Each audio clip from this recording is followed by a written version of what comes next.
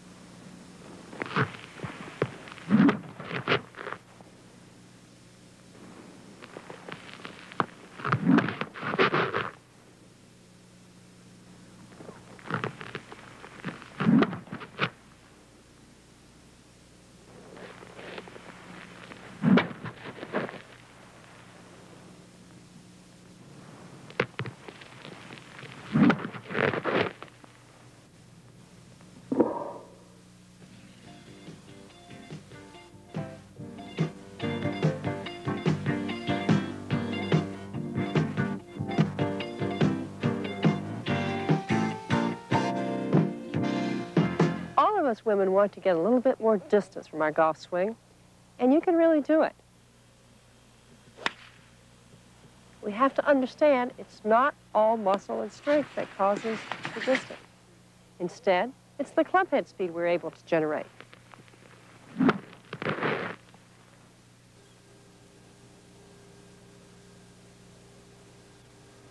What we're going to look at are four components of the swing. The first is that we have to be able to completely shift our weight from the left side back to the right side, all the way behind the golf ball. And in doing that, we have to turn the right hip back and the right shoulder back.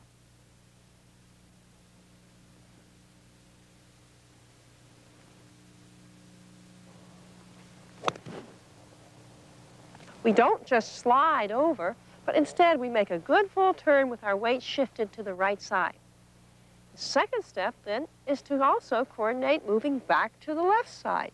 The right knee pointing toward the left, up on the right toe, the belt buckle going out towards your target.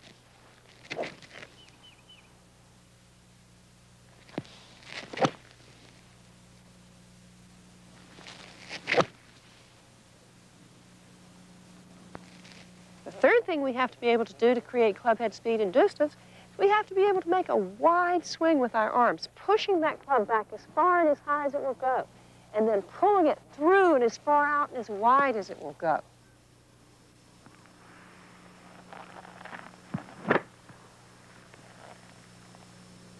Finally, we have to be able to use release. We have to be able to, when we are pushing the club back, allow our wrists to cock going back to the top, and then allow our wrists to come down, pulling the club, uncock, and recock on the other side.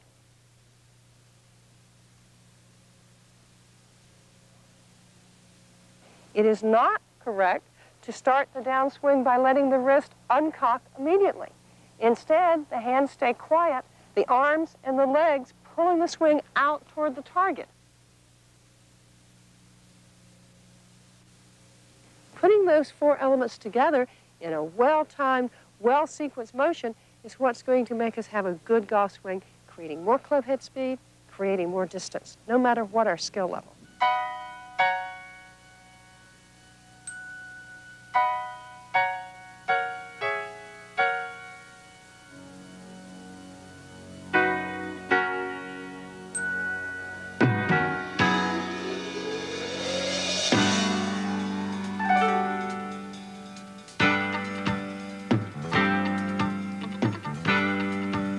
In talking about the grip, let's first look at the pressure of the grip and the way it feels, not the technique of it. A grip that's too loosey-goosey won't work, and one that's so tight that you're going to strangle the club won't work. You have to be firm but light. If you can assign a numerical value to your grip and have that loosey-goosey one number 1 and that tight one number 5, you can then learn to identify what number 2, 3, and 4 are. Each person has her own feel for the grip, and it may be a 2, it may be a 3, or it may be a 4. The important thing is that you practice going from 1 to 5 enough that you can identify what your personal feel is, and that you can return to it so that you do not have too much tension, and it doesn't prevent you from making that free fluid golf swing.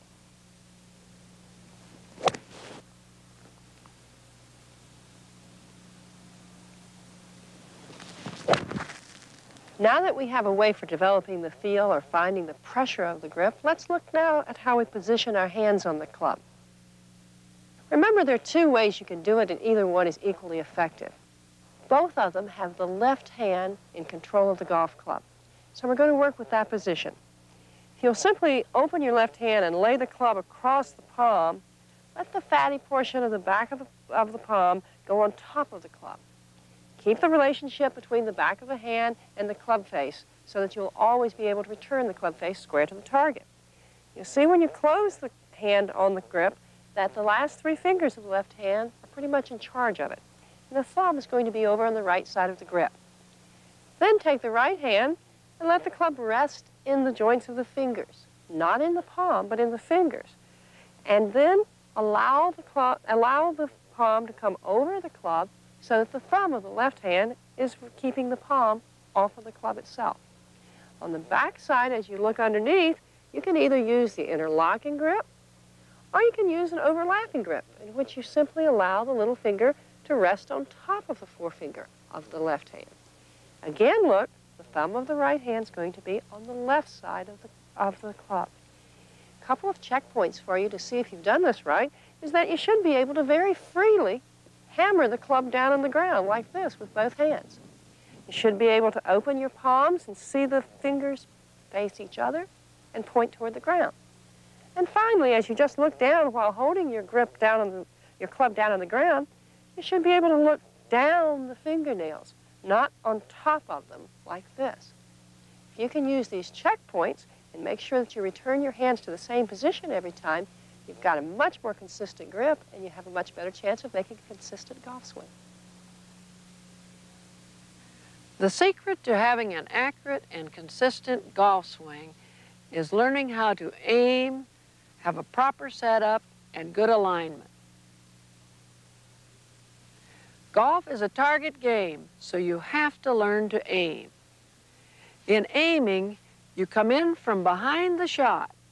You pick a spot out in the middle of the fairway, and you'll draw that line right back to the ball.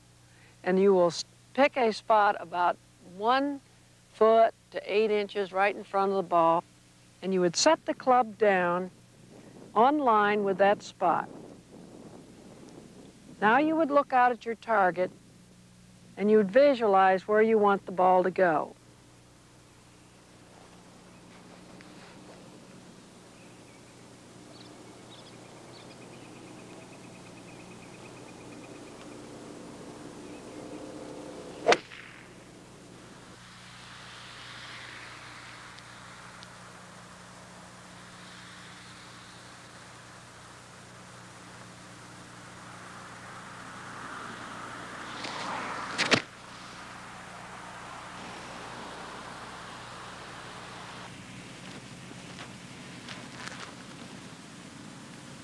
The proper setup includes good posture at the ball with the fanny out so you get the proper hip turn.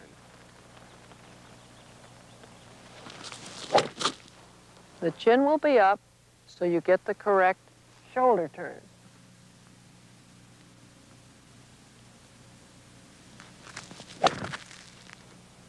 Your arms will be hanging from your shoulders in a relaxed position about at 1 hand width away from the left thigh with all clubs. There'll be a straight line from the shoulder down to the ball. Never have the hands too far in front and never have them behind the ball. The weight will be slightly on the right foot, and the right shoulder and the right hand will be lower than the left.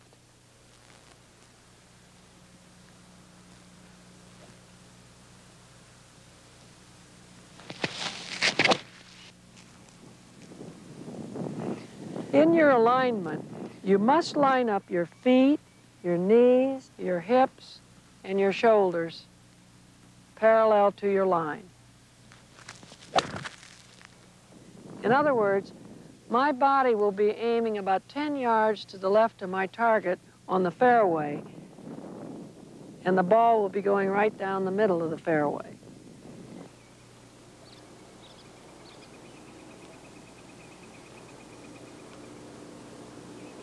Oftentimes, I see the lady who looks out at her target and opens her shoulders and hips and then puts her head back and looks at the ball. There's no way that she can take that club away properly. I want my feet parallel to my line of flight, my feet, my knees, my hips, and my shoulders all in one line. This will give me proper alignment, and I'm ready to swing.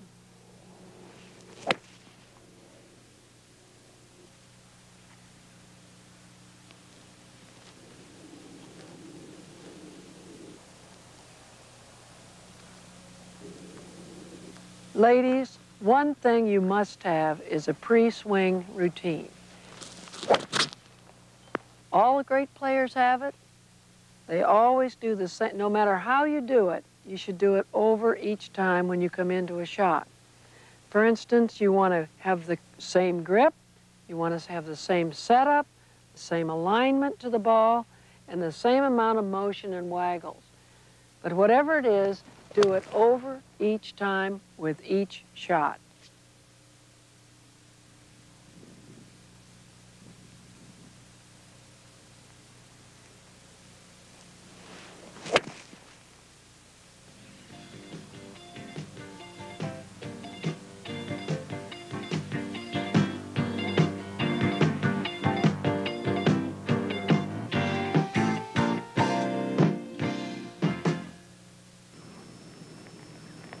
How do you know what a good swing should feel like?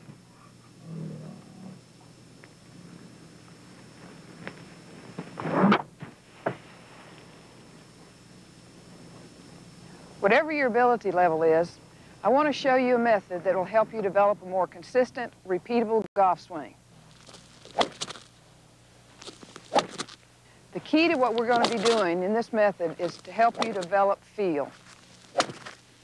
I'd like you to take a posture which you're just going to bend over, try to be as relaxed as you can, no tension, feel nice and relaxed in your legs. Okay, from this position, we're going to let our arms hang freely, letting our palms face each other but not touch. Now let's just begin by letting our arms swing back and forth, feeling the lightness and relaxed feeling of your arms and shoulders. Feel your thumbs. As your thumbs turn back from your target, turn towards your target. Back from your target and towards your target. Now let's pick up the motion with our lower body, feeling the left knee touch the right knee touch the left. Now gradually, as you're swinging back, allow your arms to swing a little bit higher. So as you get to the top of your backswing, you're going to feel as though your back is facing your target and your left knee is into your right. Now as you start down, your left foot goes down, your arms are going to be high, and you'll feel your right knee into your left. Okay, now let's go back. Let's do it again. Feel the thumbs back and through. This will be your release. Gradually allowing the arms to extend farther back, feeling a fuller turn, a lot of motion in your lower body. Allow your heels to raise up. This will help you get a fuller turn, letting your lower body take on the rhythm of the upper body.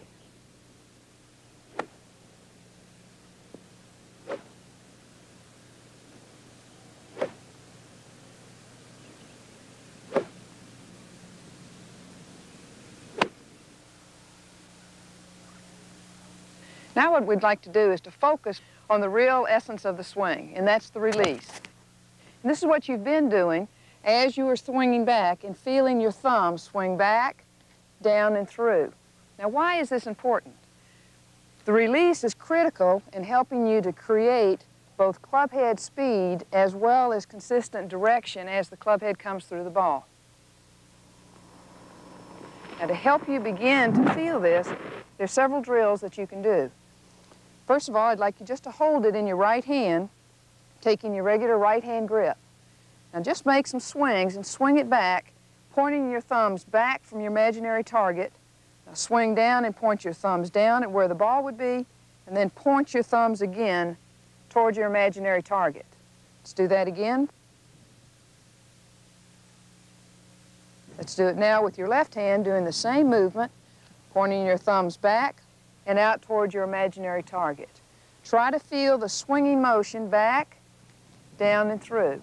If we place both hands on the club so that our hands are going to work as a unit, just swing them back to about hip high so that you can feel the cocking of the wrist. Swing down, uncocking, and then recocking right away. It's all one movement, one acceleration as it starts down and stops. Okay?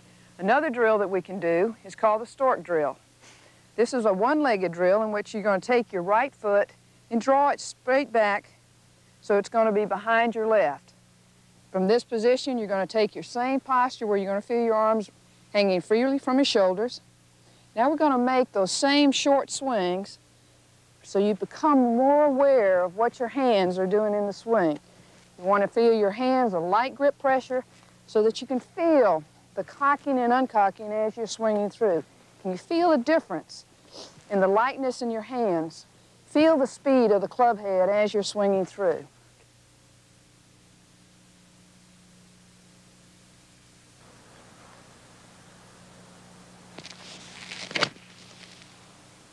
Let's put it all together now. Let's take your grip. Let's bend over and take your posture so you feel nice and relaxed in your upper body. Your arms feel light. Light grip pressure. Now let's just begin swinging. Try to feel the lightness in your hands and arms. Be aware of the sensation of the release as you swing down and through. Stretch as you get farther back. Feel the stretching in your upper body. Accelerate down and through. Back and through. Feel the motion in your lower body. Free of tension, left knee to right, right knee to left. Feel a big arc as you extend back, down and through.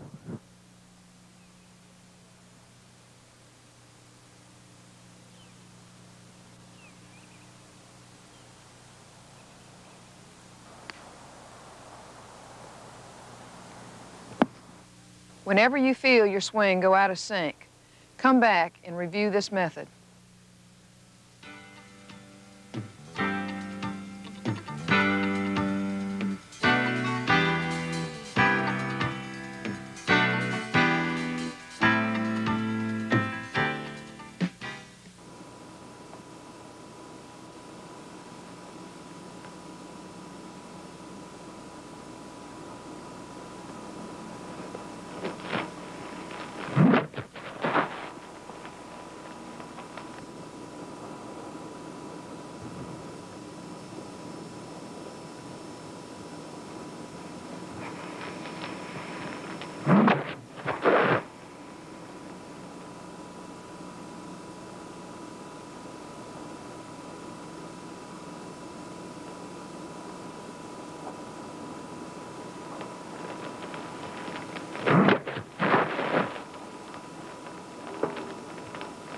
You have a full bag of clubs, but you have one golf swing.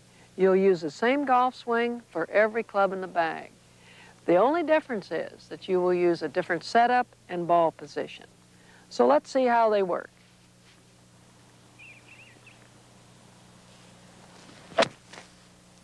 With the driver, you will be taking your widest stance, no wider than your shoulders or your hips. You will address the ball off your left heel or forward in your stance so that you can catch the ball on the upswing for distance. In teeing the ball, you will tee the ball half the distance above the club head. Never tee it too high or too low. Because it is the longest club in the bag, you need more time to coil, so you want to make a slow and low takeaway from the ball. Mickey Wright once said, "If I take the club back slow and low the first 8 inches, my golf swing will be good. Otherwise, it's all over." So wind it up and unwind it slow and smooth for power and control. For those of you that do not like your driver, by all means, do not use it. Take your 3 or 4 wood. But go to that driving range and practice that driver until you love it.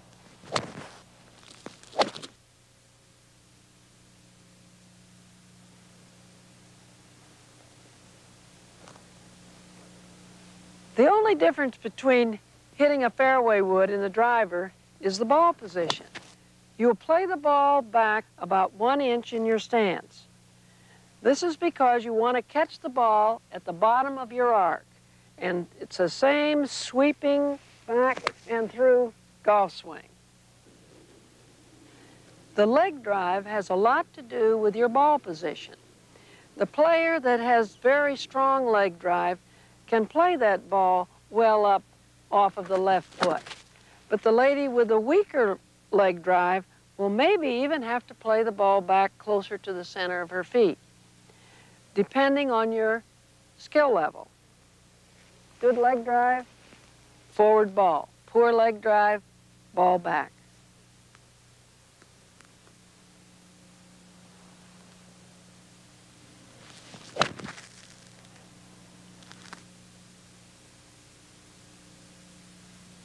As we move into the irons, the major difference between your woods and your irons is not in the swing, but in the ball position. Your long irons are your 2, 3, and 4. The major difference in your setup position between the woods and the irons will be that your ball position will be slightly to the left of center in your stance, as opposed to off your left heel, which you did with your woods. The key to hitting an effective long iron is to be sure that you allow your backswing to go to its completion. Too often when we're having problems, we begin to identify that the club has a personality, so we shorten our swing very quick and then begin to muff our shots. So in taking your stance, using the same swing, posture position, ball position just a little bit to the left of center, but not off of your left heel. And make sure as you swing that you allow your backswing to go to completion prior to swinging down.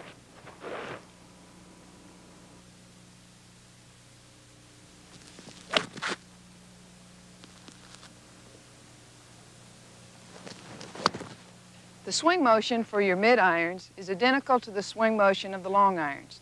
Your mid-irons are your 5, 6, and 7. As the clubs get shorter and the numbers get higher, the ball position begins to move closer to the center in the stance. Now, what is the center of your stance? Each of us has our own swing center. This is the low point of the arc where when you swing, the point where the club hits the ground and swings through. This is your center. Some people will have their center a little bit to the left and others to the right. The important thing is that you make practice swings to find out which is most appropriate for you. In hitting the shot with the mid-iron, swing motion is identical. Tempo is just as important in hitting this shot as it is in your long irons.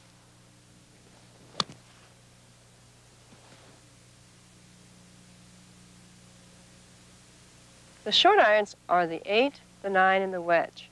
And while the swing with these clubs may look a little different, because the shaft itself is so short, it really isn't. It's the same swing you've been working on. The changes we're going to make are simply to make the stance a little more narrow because you're not creating such a large motion that you need as broad a base. And secondly, we're now going to put the ball back here at least into the center of the stance so you can contact it on the downswing. But you don't try to hit down on it. Instead, you keep that same swing you've been doing. Straight back from the ball, straight out through the ball to the target. It will work with short irons.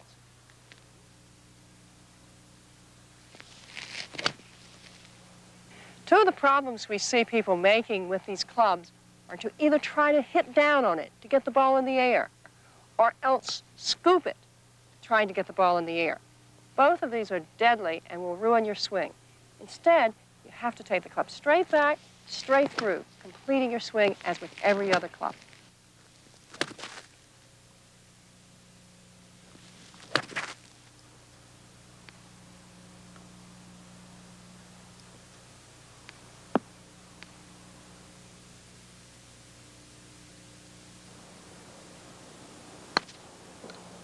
The putt is the most different looking of any of the swings, but it's still a swing. A microcosm of what you do with every other club. Smooth, back and through, done with the arms and shoulders. Not a jab, not a poke, but a good swinging motion. To be most consistent in this putting stroke, you have to have a constant tempo and a smooth, repeating swing.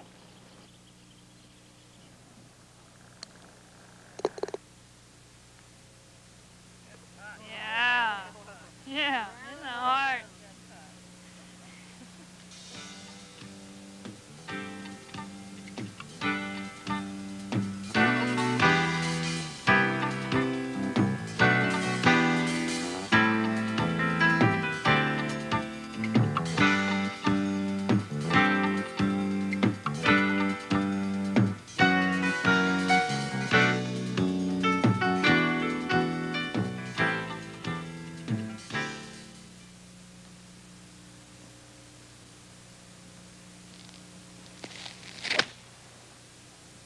When you come into the rough, the first thing that you need to do is to consider the lie of the ball. The lie of the ball determines, first of all, the type club that you can use, whether or not a wood or an iron, and also the type of shot, whether or not you can hit a normal shot or whether or not you have to make several adjustments in your swing. As you can notice in this lie, this is what we call a fluffy lie. The ball is sitting up fairly high above the grass, and there's a cushion underneath it.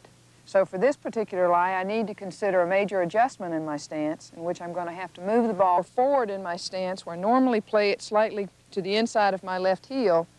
To hit out of the fluffy lie, I'm going to move it so it's going to be right off my left heel. This will help as I swing through it to make sure that I sweep the ball as opposed to making any kind of contact down, which would cause the ball to pop up. Same swing.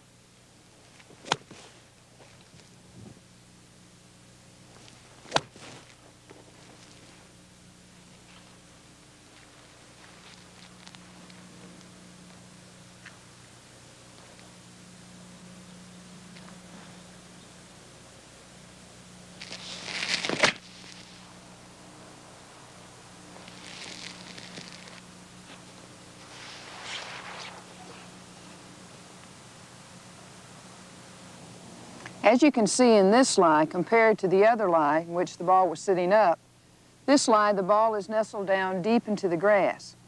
Now I'm restricted in terms of the type of clubs that I can hit. When the ball is down this far in the grass, my number one concern is to make sure that I get the ball into play. It's not possible to hit a wood out of this shot because of the heavy grass would catch it up and cause you to top it.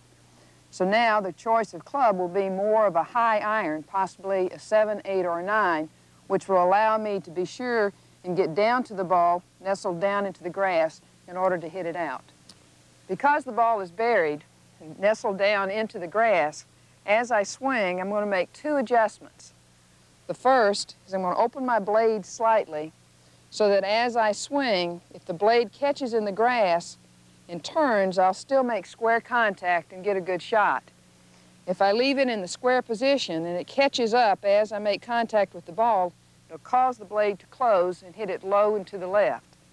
The second adjustment, I'm going to move the ball slightly back in my stance, just a little bit back of center, so that as I swing, the club will enter and make sure that it hits the ball first instead of catching the grass more heavily.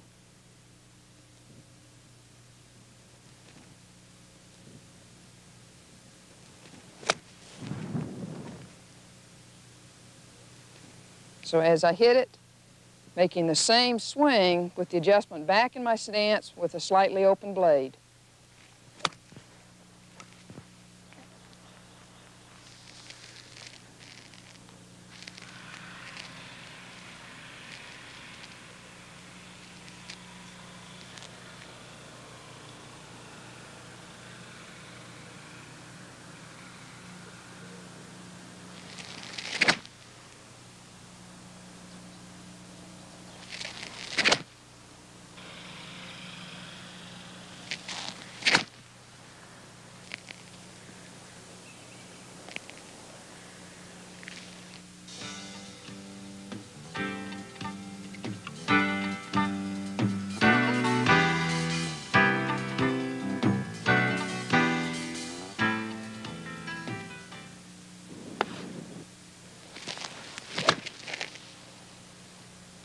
Here you have a side hill lie.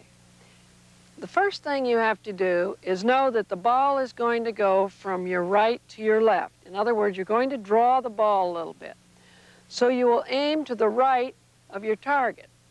Next, you would choke down on your club a little bit because the ball is higher than your feet. This is also for control. You'll aim a little to the right. You'll place the ball in the middle of your feet with the weight more on the balls of your feet, or you would lean into the hill a little bit for balance. Very important on any shot that you play that is not on a good lie, you will always work on your balance. So here I am going to play this shot from right to left, take a nice big shoulder turn and a 3/4 backswing for control. Nice shoulder turn, let the ball go out from right to left.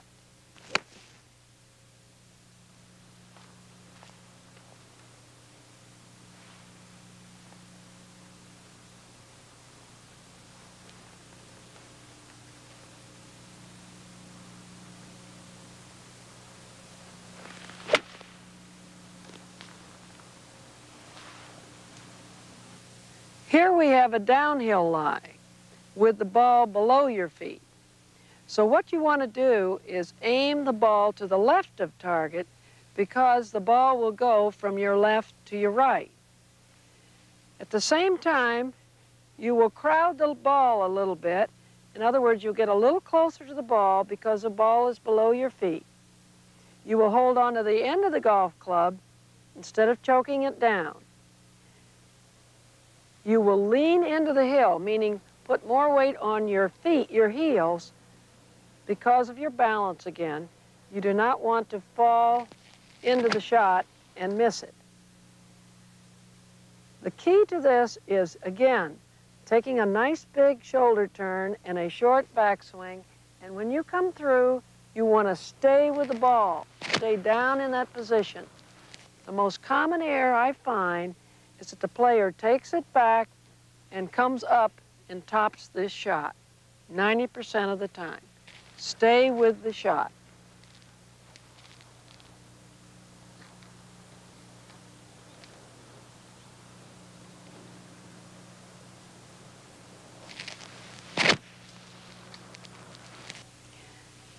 Here we have an uphill lie, probably the easiest shot in the game. You want to play the ball off of your higher foot, which would be playing it off your left foot. You want to tilt your shoulders with the slope of the hill. In other words, I will tilt my left shoulder a little higher and drop my right. I will aim to the right because the ball is going to go from right to left. Just take it back, 3/4 back, and through, and finish high.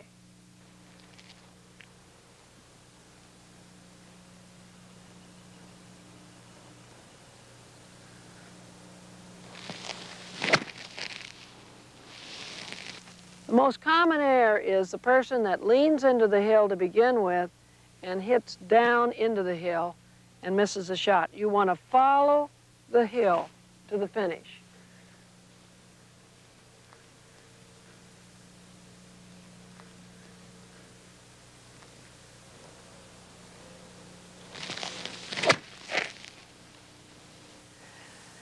Here we have a downhill lie, which is, again, one of the most difficult shots in the game.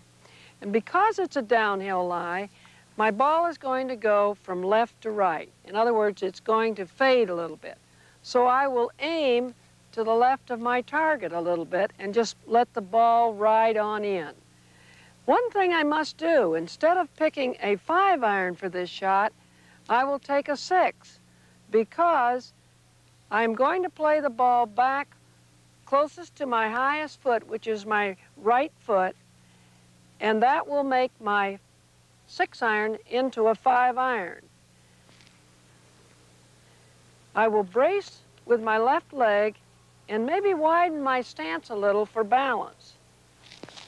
I will tilt my shoulders with the heel a little bit. I do not want to set it up high and hit behind it. I will set it up with my shoulders pretty level and make that 3/4 swing and a big turn and follow the hill. Notice how I stay in my position longer. Never try to lift it and help it up. You will top it. Stay with the ball and swing through.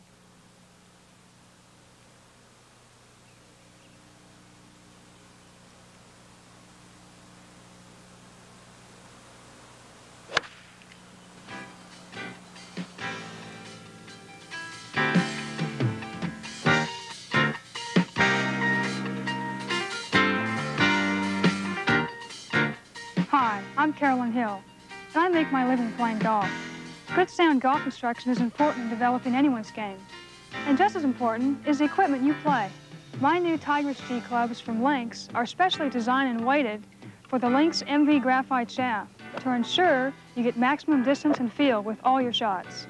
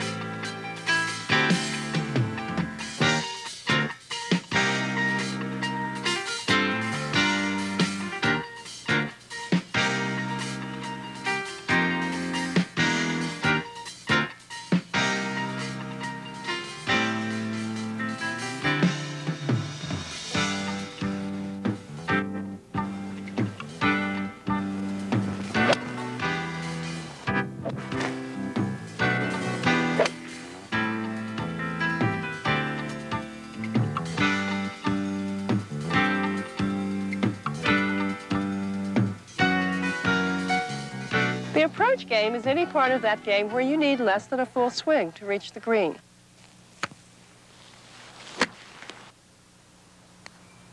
This partial swing and its success is dependent upon your ability to control the length of it and the tempo.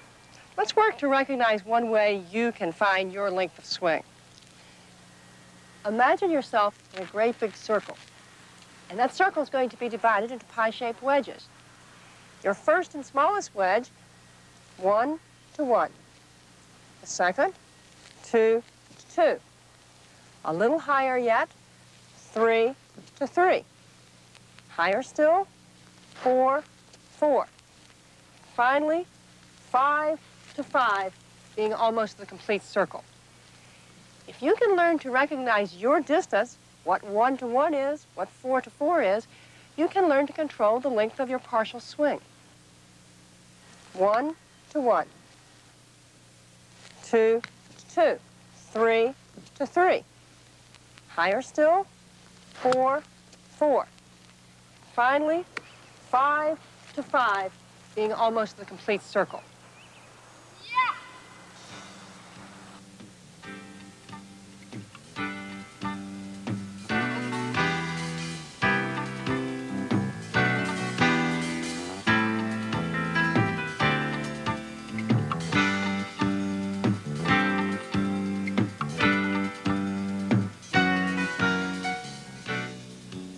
In hitting this pitch shot, I have two things to consider. Looking out in front of me, I have to determine, first of all, how far the distance is from the ball to the pin. In this case, it's about 25 yards. The second is whether or not there's anything between the pin and the ball. In this case, you can notice that I have a bunker. So to hit the shot, I'm going to just make a couple of practice swings, trying to feel my tempo for 25 yards and determine my swing length. Should be about 3 to 3. Now I'm ready to hit it.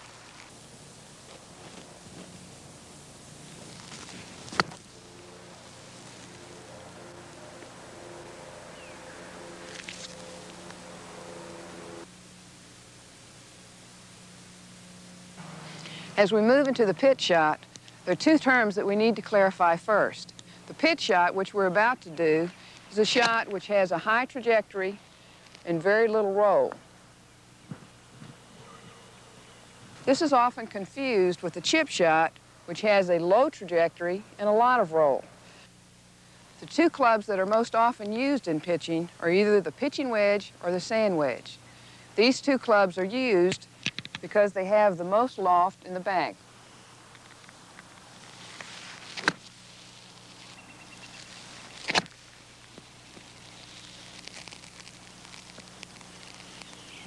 Because our prime concern in hitting the pitch shot is more in the direction and the control of the shot as opposed to distance, we'll make several adjustments in our setup position from the full swing. Because you are not interested in getting a lot of lower body motion, we're going to narrow our stance so that our feet are going to be fairly close together. The other adjustment in our stance, you want to lean your weight just a little bit more to your left side. This will help to restrict the lower body, but it won't put it in concrete. Then as you swing back, it'll give you more control.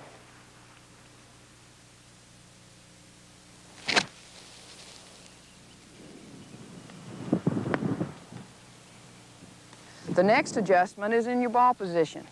The ball position in your full swing is more in the center of your stance. In the pitch shot, you're going to move the ball position slightly back of center. So your setup position with your arms will still be hanging lightly. You notice that I've choked down slightly. This is a preference. Farther out you are, you may feel a little bit more comfortable gripping at the top. As you move closer, choking down will give you additional control.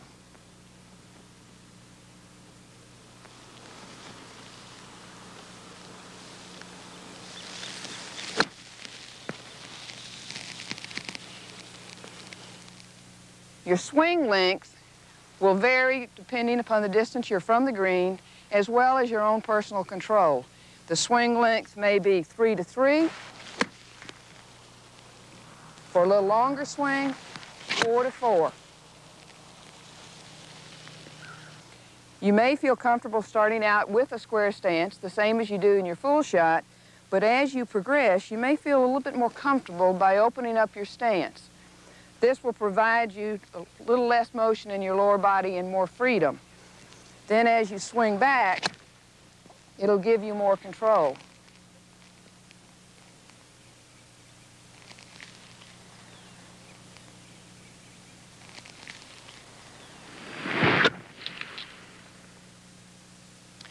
To become more effective at hitting the pitch shot, there are two things that you need to learn to control. The first is the length of swing, which we've previously discussed as 3-3 or 4-4. The second is tempo. And tempo basically refers to the speed of your swing, either your normal swing speed, you can swing a little faster, or a little slower. Both of these are very important in controlling the distance that the ball will go. A simple drill that you can do is to have 3 balls. The first ball you want to hit at your regular swing tempo. This will be my regular swing tempo going at a 3-3 swing length.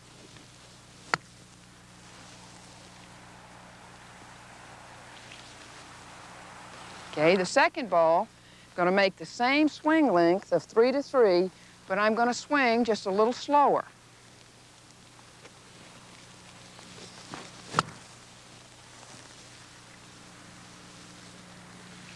The ball will not go as far. This time, using the same swing length, I'm going to increase my speed just a little bit, still staying within control.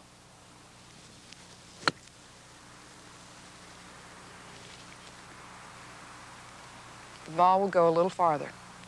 So both of these are necessary in controlling the distance that you want to hit the ball in the pitch shot. Swing length and tempo.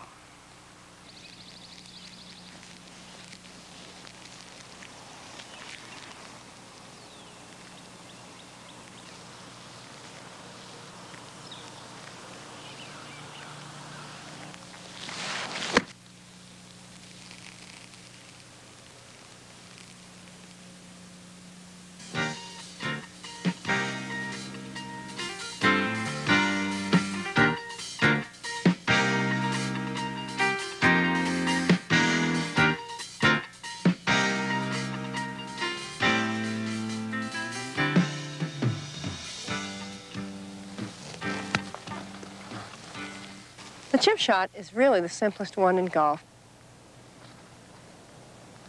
Here's how you do it. Start by gripping down on the club for a little bit more control. Then put your body in a position where the stance is more narrow. The left foot will be slightly open, and your weight will be leaning onto the left side. That position allows you to take hip action out of the swing and make yourself in a position where you're likely to hit the ball first.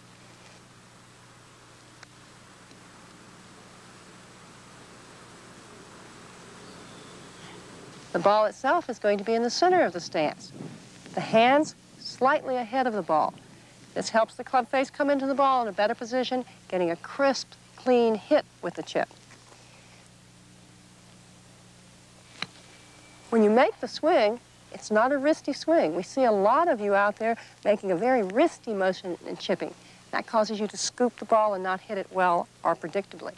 Instead, it should be a pendulum motion, swinging just the arms and the shoulders.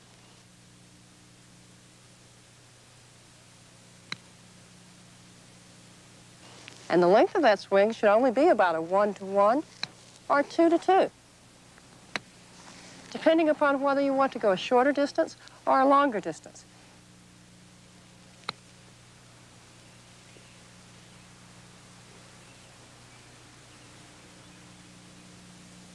If I were to get up into a 3-to-3 range, I'd be making a pitch shot. And besides that, you want to make sure you stay with the chip whenever you can, because it's such a simple shot.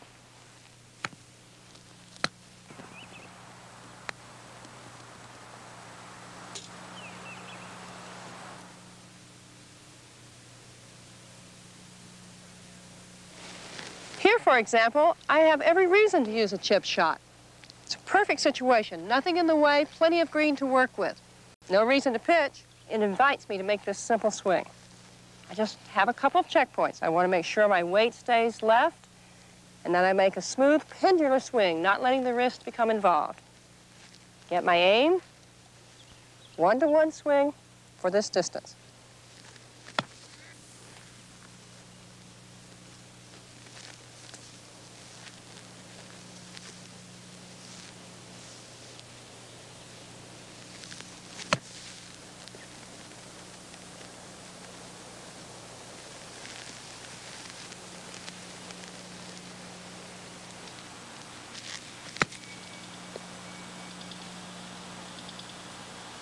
Go in. club selection in chipping depends upon two things: how far your ball is from the edge of the green and how far the pin is onto the green. Key to understanding how this works is to know that no matter what club you hit, the same length swing should give you the same distance in the air. The variation on the total shot comes with how much it rolls after it hits the ground, and that's determined by the different clubs. A guideline to help you is to know that when you use your 9-iron or your wedges, you get about 2/3 of the total shot in the air, 1/3 roll. With 8 and 7 irons, you'll get about half air time and about half roll. Then when you get down to 5 and 6 irons, you get only 1/3 air and 2/3 roll. The variation on the amount of roll comes because of the different loft on those club faces. We're going to illustrate that now by showing you the same ball position, but 3 different pin positions, one back, one medium, and one close to the front, to show you how different clubs can work in those 3 situations. Here we have a lot of green, and the pin is well on the back. So I've selected my 5-iron so the ball will roll all the way to the pin. I'll take my normal stance. I'll take a 2-to-2 swing.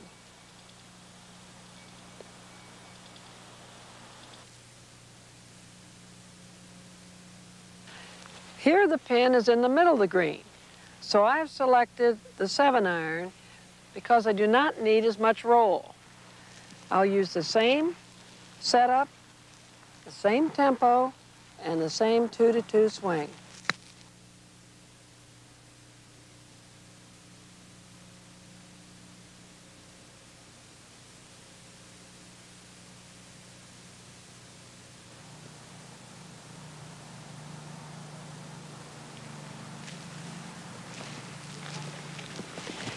Here's the last example, where the pin is in very close, and I need a golf club that will give me lots of loft and stop the ball. So I've selected the 9-iron.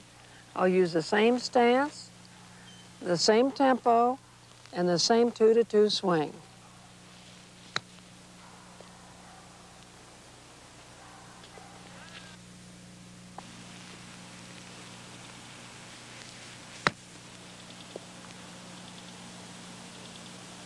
There you go.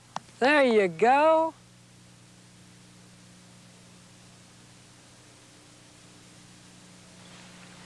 When you're this close to the green, you could use a putter. But because of the fringe being thick, I've selected a 5-iron to carry it just onto the green. I will use the same setup, the same tempo, but I'll use a 1-to-1 stroke because I do not have as far to go.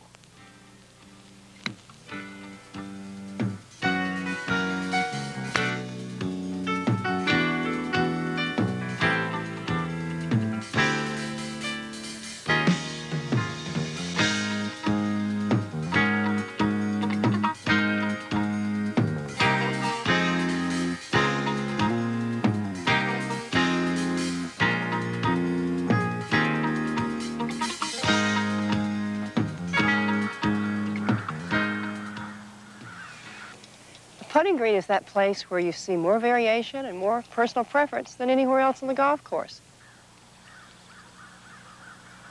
But there really are 5 things we can identify as being important elements to making a good stroke.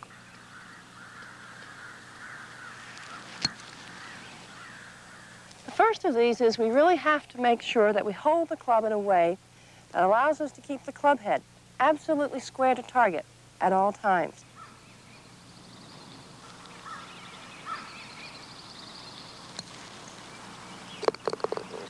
The second is we need to be able to move the path of the club back and forth in a straight line. Straight from the target, straight through to the target. The third, we must put the ball in a position so that our eyes are directly over the ball at address. Fourth, we must make sure that our body, once we've taken the address, is absolutely still.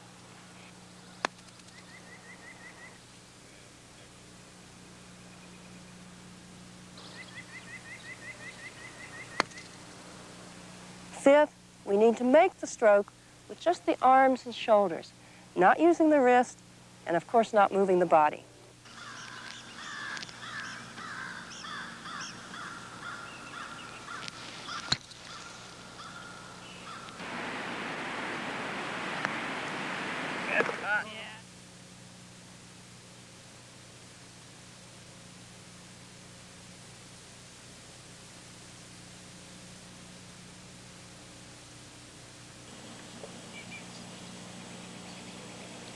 Now, how do I apply these elements to get the ball in the hole more often? That's the real question. I must do three things. The first is I must develop consistency in using these elements. The second is I must develop a feel for distance. And the third is I must learn to control direction. The first element we're going to work on is controlling the consistency of our stroke. Here's something you can do to help yourself do that. Lay two golf clubs on the ground, just a little bit wider apart than your putter blade. Take any grip that will allow you to keep the club head square. Place the club head down, get a steady body position, no movement. Make a stroke. Stop and ask yourself some questions. Did you stay within the tunnel formed by the two golf clubs? Did your putter head stay square to the line? You can check that by bringing it back to one of the clubs. And are your eyes still over the spot where the golf ball originally was, indicating that you didn't move your body during the stroke? By using this drill over and over, you can develop a consistency in those 5 elements, and that's the first step to getting the ball in the hole.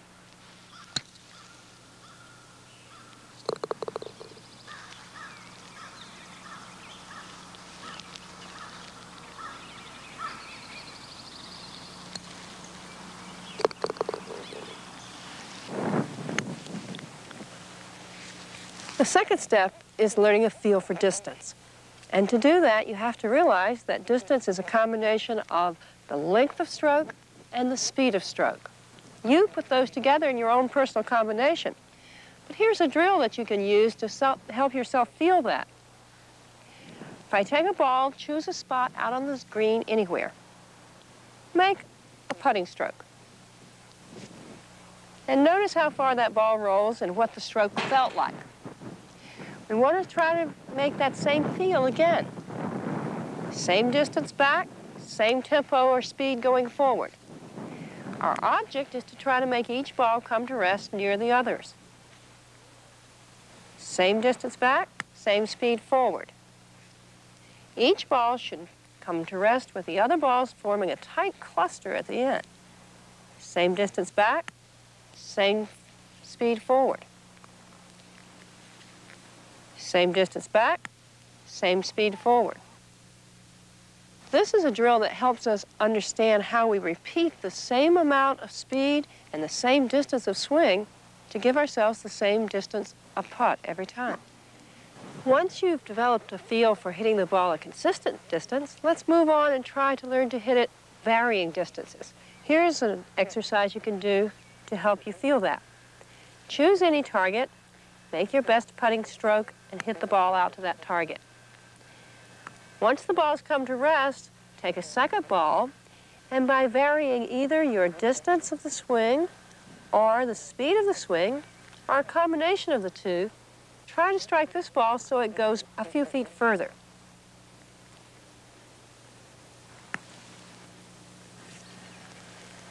Now on the third ball, try again to vary the length of your backswing and the speed of your swing so that this ball comes to rest short of the first ball. By continuing this drill of hitting 3 different lengths, you can work on your varying distances.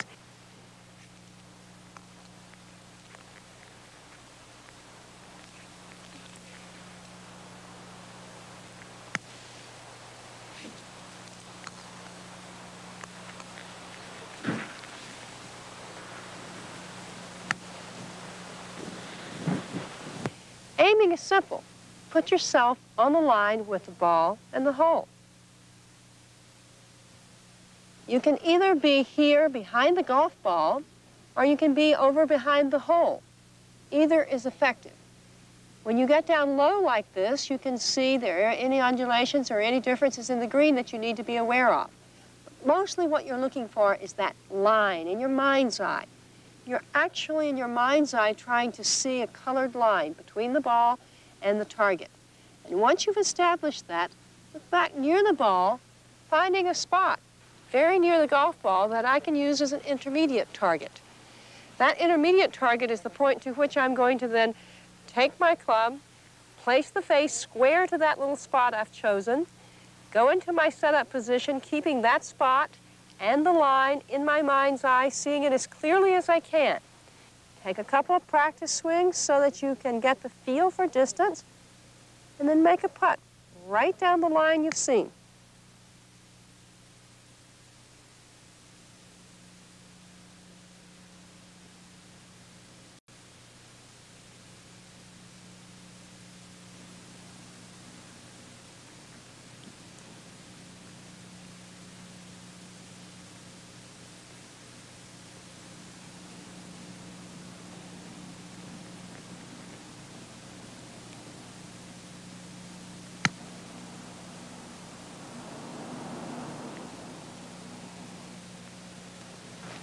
Now this one, I'm just trying to get it in that 3-foot target. Just so on my sure L2 putt. Trying to get a good feeling for that large target. Smooth stroke.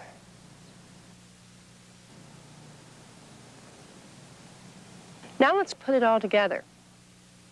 Here I have a long putt, and I'm taking my aim, but I'm doing something a little different. I'm not aiming at the small target of the hole, but rather a larger target, about 3 feet across. This helps me handle the pressure of a long putt, and it also ensures the fact I'll have a makeable second putt.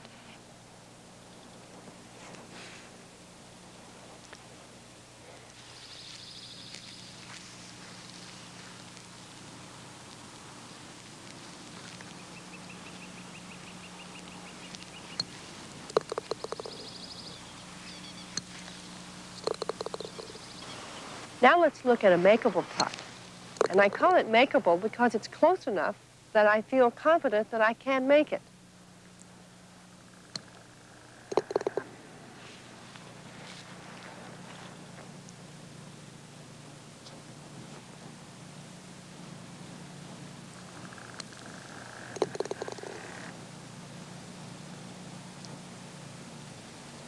As we know, there are not many golf greens that are completely level. As you can see here, there is a slope from right to left. How do we know that? Imagine how water would run across this green. If the water would run from right to left, your ball will break from right to left.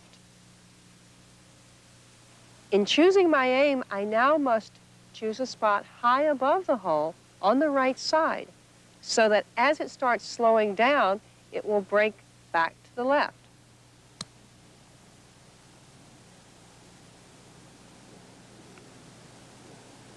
Once I've chosen that new spot, I will then get an intermediate target on a line to the spot, not to the hole. And I will try to complete my stroke following through directly to the spot I've chosen, allowing the break on the green to take the ball back to the hole.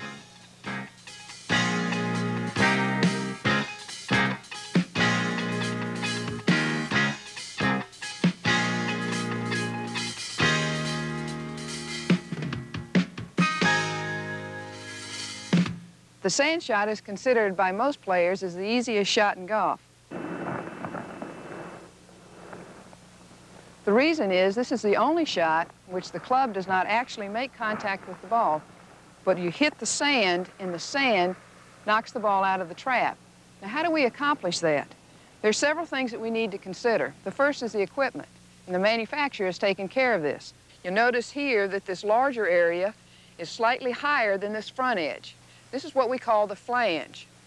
And in setting up, we'll expose it, so then as we swing through, the flange will hit the sand and not dig deep and knock the sand out of the trap. The second consideration is the texture of the sand. You'll notice as I move my feet, that as I move, I could easily lose my balance. To help this, as I take my stance, it's about shoulder width apart, same as we did in our regular full swing, and dig my toes in gently. You'll notice here that my feet are now below the level of the sand. This will allow, during my swing, when I hit the low point of my arc, I'll contact sand first, and the ball will go out.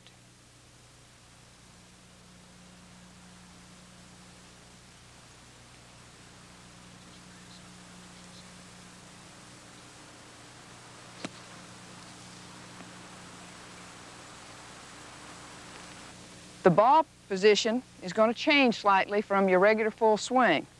The ball position, instead of being in the center, will be more to the left of center. This puts the low point of my arc just behind the ball so that as I swing, I'll contact that point, hit sand, and go out.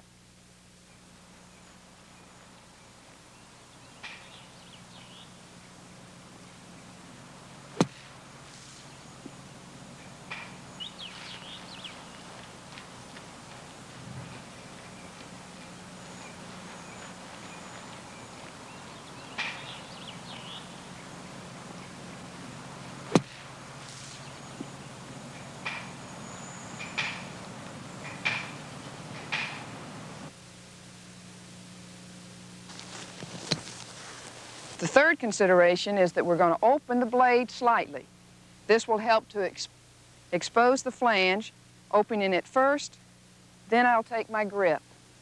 Taking my stance, shoulder width apart, dig my toes in slightly, I'll make the same swing that I make in the fairway, allowing the ball position and my stance to accommodate the sand.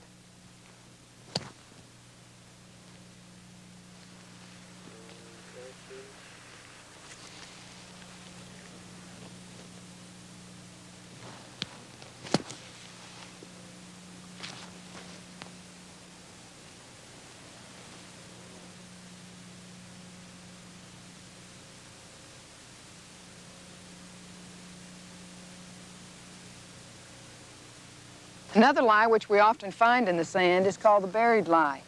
Anytime any portion of the ball is below the level of the sand, this requires a slight modification in your setup than when the ball is sitting on top of the sand. First thing we're going to do, instead of having a slightly open blade, which we did when the ball was on top, now we want to close it so the leading edge is now lower than the flange. This will allow us, when we swing, for the club to swing down and actually dig slightly into the sand in order to get the ball out.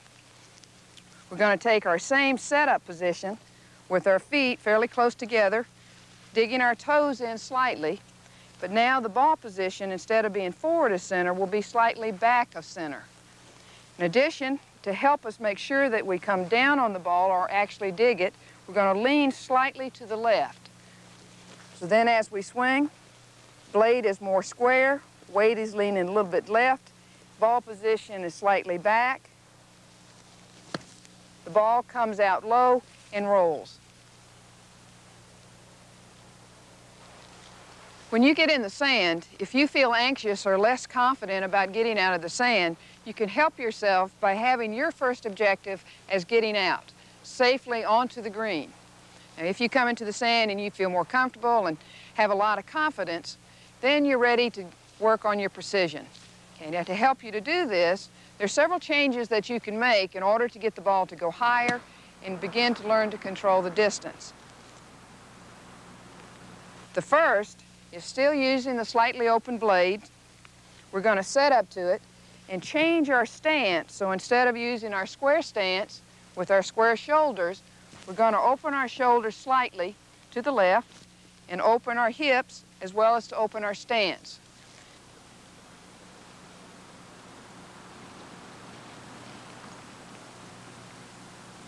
In this position, our blade is going to be slightly open, which will give the appearance of being slightly to the right of your target. Ball position will be a little bit to the left of center, still allowing for the club to come down and make contact with the sand. In making the swing, because of your slightly open stance, your swing will be swinging more up, more quickly. Then as you come down, it will make a steeper angle and the ball will begin to go up higher and land more softly. Slightly open stance, feet, hips, and shoulders, blade is open, slightly to the right, swinging back, up, through.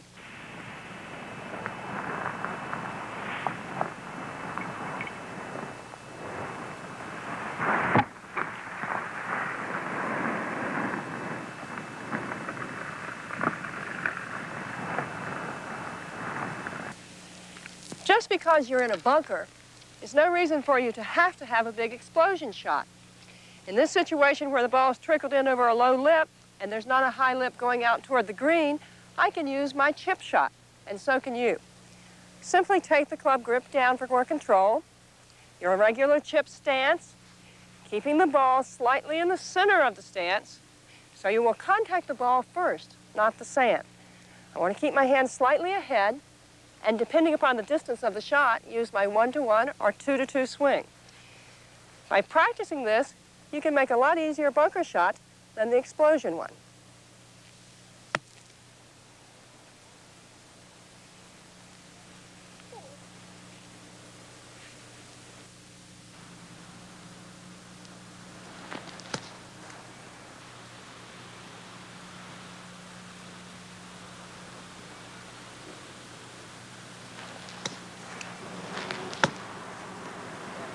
Very nice. You ought to play that shot.